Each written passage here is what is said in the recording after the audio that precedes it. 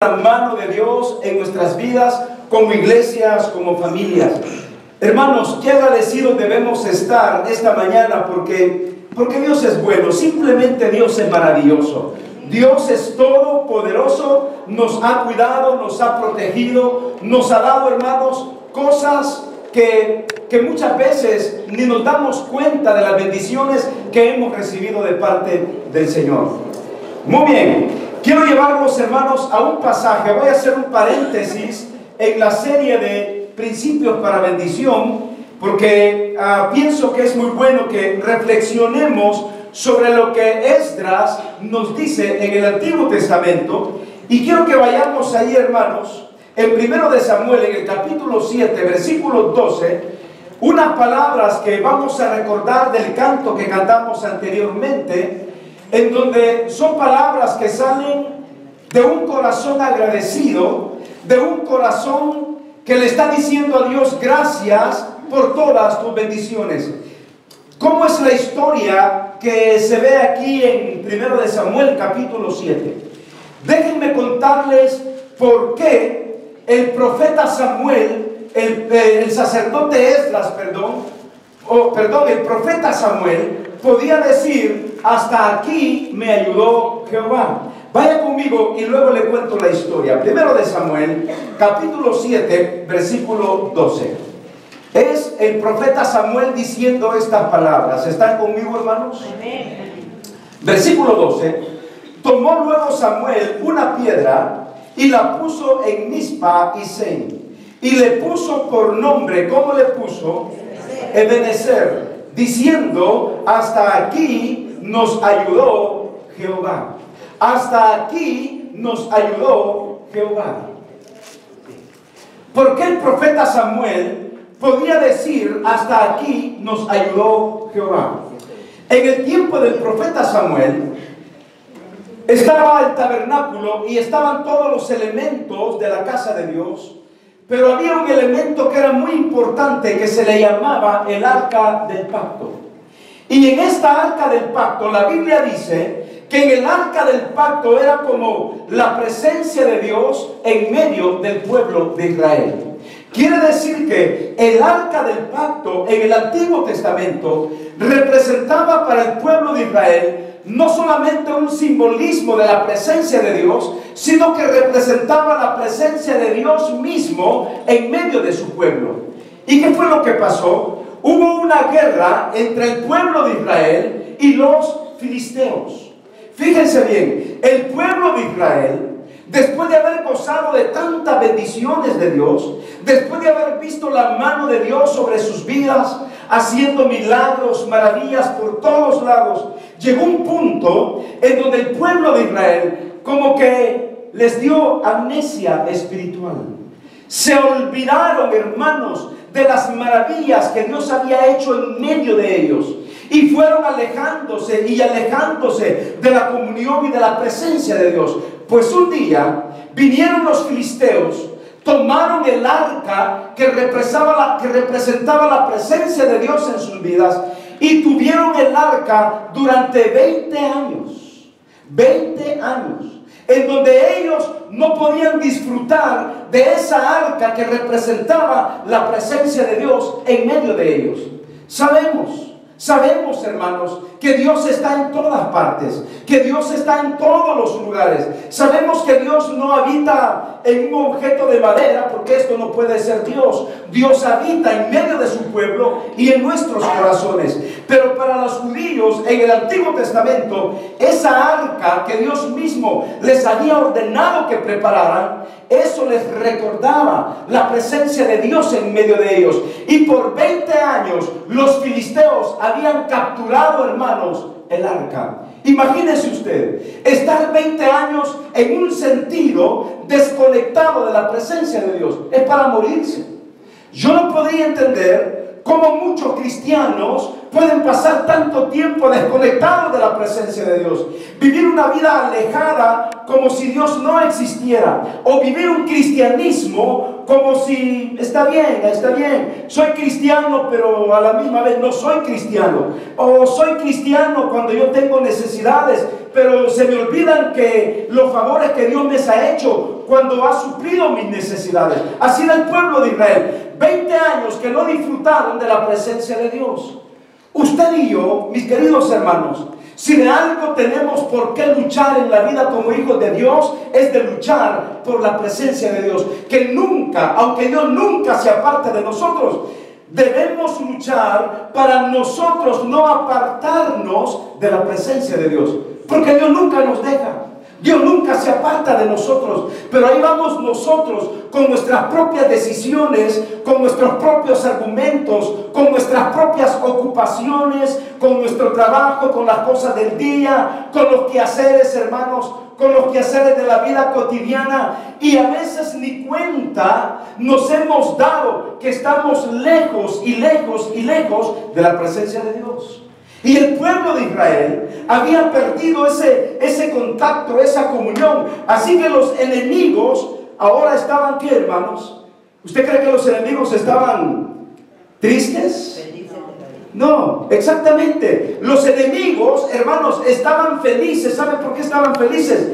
Porque habían quitado del pueblo de Israel aquello que era tan importante en sus vidas. Una de sus prioridades era tener el arca con ellos para disfrutar de la presencia de Dios.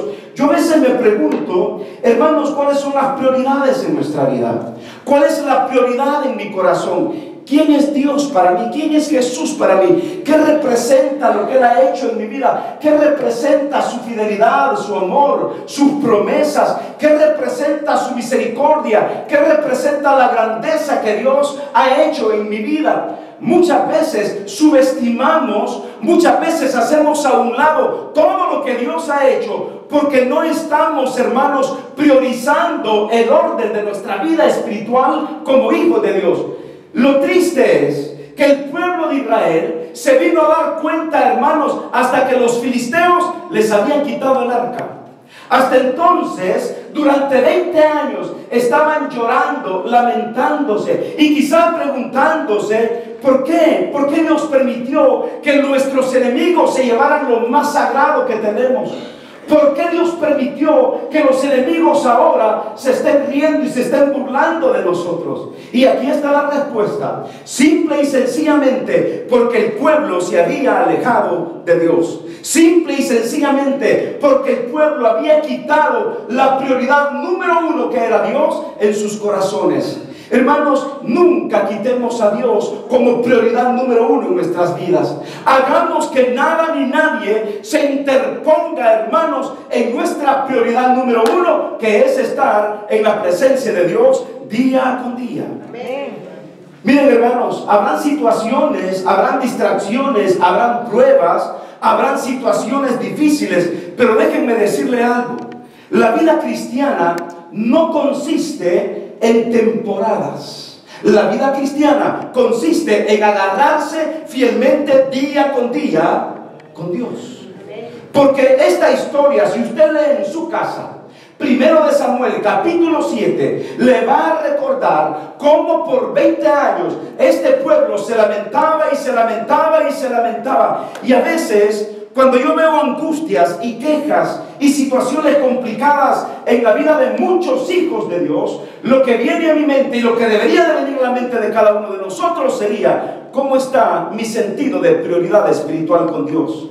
¿Estoy dejando a Dios por último? ¿Estoy dejando a Dios en segundo lugar? ¿Estoy prefiriendo, y lo tengo que decir así, estoy prefiriendo a mi familia, a mis hijos, mi trabajo, mis negocios, mi dinero, mis ocupaciones, mi casa, más que Dios? Recuerde lo que el Señor Jesucristo dijo: el que ama más a padre, a madre o a hijos, esposa, esposo, no es digno de mí. Y no es que el Señor esté diciendo que aborrezcas a tu padre y a tu madre y que los abandones. Dios no, al contrario. Dios quiere que seamos una familia unida, que amemos a nuestra mujer, a nuestros hijos, que amemos a nuestro trabajo, que nos preocupemos por las cosas de esta vida, pero que nunca le quitemos a Dios el primer lugar que a Él le corresponde. Porque si usted, hermano, hace como el pueblo de Israel, que anduvo divagando en otras cosas y se olvidaron de la bendición de Dios. No es que Dios quite su presencia de su vida, pero es que usted se está alejando de la presencia de Dios. Dios nunca nos deja. Ahí está lo que dijo Jesucristo en Mateo capítulo 28.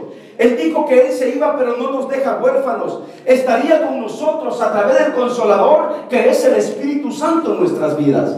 Entonces, hermanos, cuando vamos aquí, en 1 Samuel capítulo 7, cuando llegamos al versículo 12, ha habido una batalla tremenda entre el pueblo de Israel y los filisteos. Y sabe, una vez más, este pasaje nos hace recordar cuán misericordioso es Dios.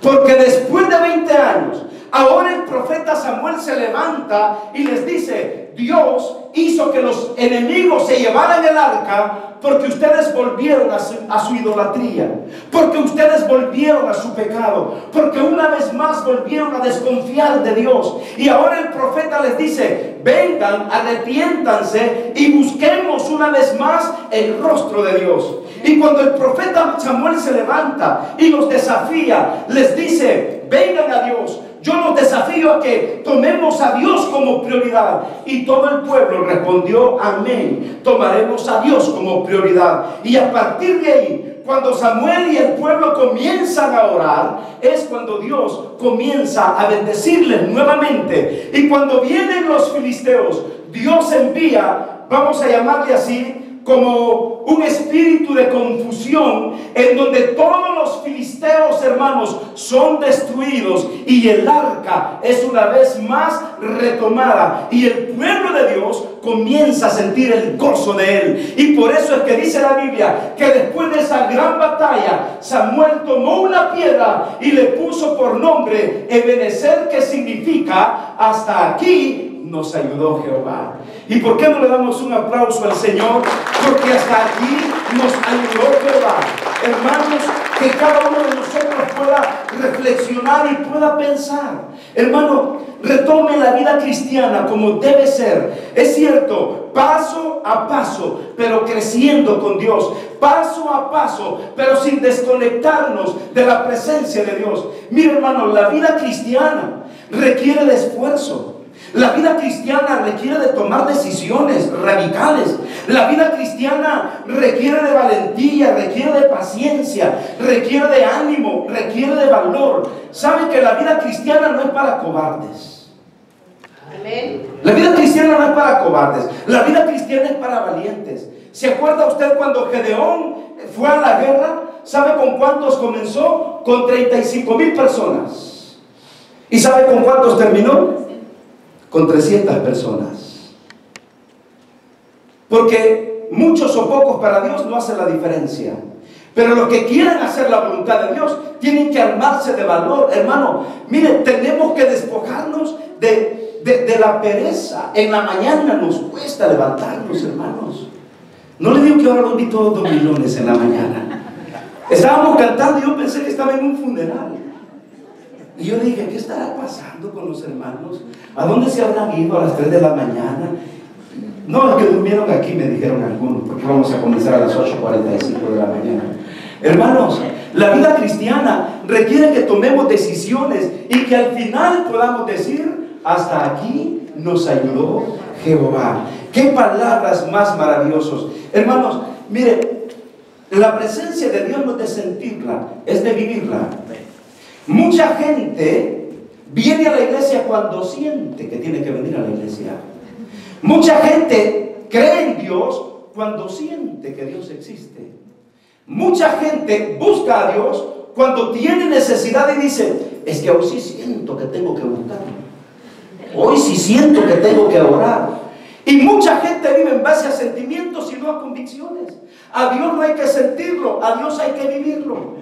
A Dios no hay que sentirlo emocionalmente, porque las emociones te traicionan y las emociones te doblan. A veces vas a sentir que ni crees en Dios, a veces vas a sentir que no quieres venir a la iglesia. Créamelo, no, yo a veces he sentido no querer venir, pero yo no vivo por lo que siento, vivo por lo que creo. Y creo que a Dios le agrada que vengamos a la iglesia y que nos reunamos en la casa de Dios y que le cantemos salmos a su nombre y que proclamemos sus maravillas en todo el mundo. Gracias a Dios por estos 23 años y gracias a Dios porque podemos decir, hasta aquí nos ayudó Jehová.